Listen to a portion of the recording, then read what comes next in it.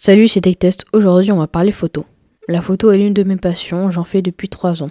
J'ai un réflexe avec plusieurs objectifs et quelques accessoires. Mais aujourd'hui, est-ce que le smartphone peut-il remplacer les appareils photo ? Dans ce podcast, je comparais les appareils photo qui ont un mode entièrement manuel et qui ont des objectifs interchangeables, c'est-à-dire les réflexes et les hybrides. Parlons des téléphones. Huawei a annoncé le 26 mars à Paris ses nouveaux téléphones, à savoir le P30 et le P30 Pro. Je vais plus vous parler du P30 Pro car c'est selon moi le plus innovant et le plus compétitif par rapport aux appareils photo. Le P30 Pro possède 4 appareils photo de la marque Leica, qui est une marque haut de gamme qui vend et fabrique des appareils photo et des objectifs. Le premier objectif est un capteur de 40 mégapixels, le second est un ultra grand angle de 20 mégapixels, le troisième est un téléobjectif entre guillemets avec un capteur de 8 mégapixels et le dernier est un capteur de profondeur de champ. C'est-à-dire que l'objectif a une grande ouverture pour pouvoir avoir du flou d'arrière-plan ou du bokeh. Je n'étais pas présente à la conférence de Huawei, mais de nombreux journalistes étaient présents et j'ai pu récupérer certains de leurs témoignages sur divers sites d'information. Certains journalistes nous expliquent que Huawei n'a pas présenté un téléphone mais un appareil photo.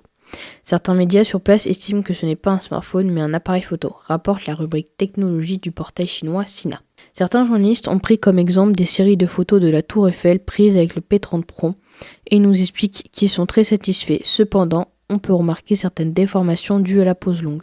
Cependant, les longues expositions ont aussi quelques inconvénients. Les scènes de nuit est légèrement déformée, témoigne un journaliste. Huawei a tapé un grand coup dans le monde des smartphones avec ses 4 appareils photo et son capteur de 40 mégapixels. Mais Huawei joue un peu, selon moi, sur les mots, car il nous montre un objectif qui fait téléobjectif, mais en réalité il s'agit d'un objectif qui zoome jusqu'à 5 fois, et l'algorithme nous permet de rezoomer dans l'image. Le capteur de 40 mégapixels permet juste de zoomer dans l'image et de moins dégrader le capteur. Google a sorti il y a un bon moment déjà son Google Pixel 3, qui d'après de nombreux sites spécialisés serait le meilleur smartphone en photo. Il se débrouille plutôt pas mal en basse luminosité, les couleurs sont fidèles et il a une bonne plage dynamique.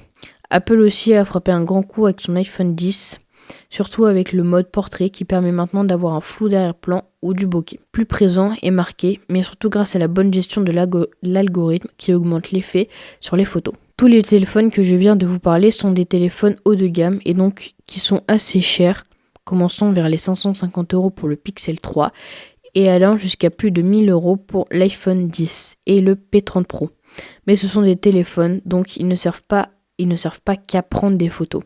Ils nous permettent aussi de communiquer, alors qu'un appareil photo ne prend que des photos et que des vidéos. Donc ce n'est pas comparable car ils ne répondent pas aux mêmes besoins. Aujourd'hui, je pense que le smartphone est loin de concurrencer les réflexes et les hybrides, car le smartphone a encore beaucoup de mal en basse luminosité et dans les montées en ISO qui bruitent très rapidement.